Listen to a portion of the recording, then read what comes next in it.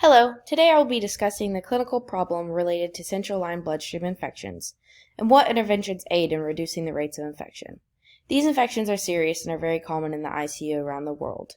Healthcare workers, patients, and families can play an active role in reducing central line bloodstream infections, also known as CLABSIs. CLABSIs are associated with a high cost burden, averaging approximately $46,000 per case. They often lead to prolonged hospital stays and increased mortality if not caught early.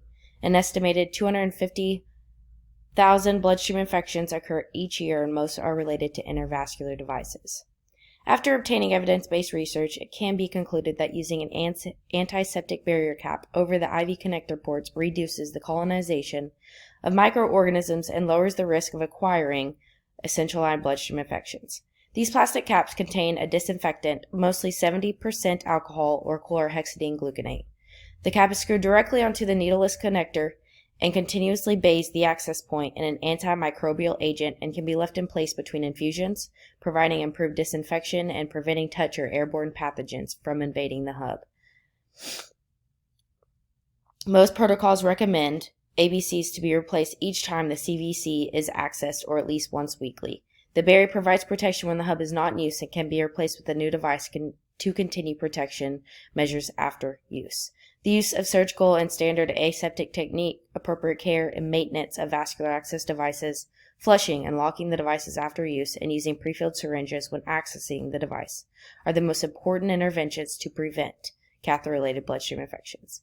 Due to the fact that CLABSIs are so common and put patients at high risk of infection, I think antiseptic barrier caps need to be implemented in the care of every single patient.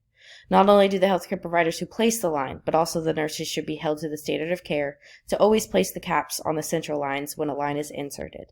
This project is supported by evidence-based research, and implementing this into the daily care of patients will improve the quality of patient care. I think as healthcare workers, we do not stress the importance of antiseptic technique. As a unit, as well as nationwide, we as healthcare workers have to do a better job at implementing this simple task into our daily plan of care.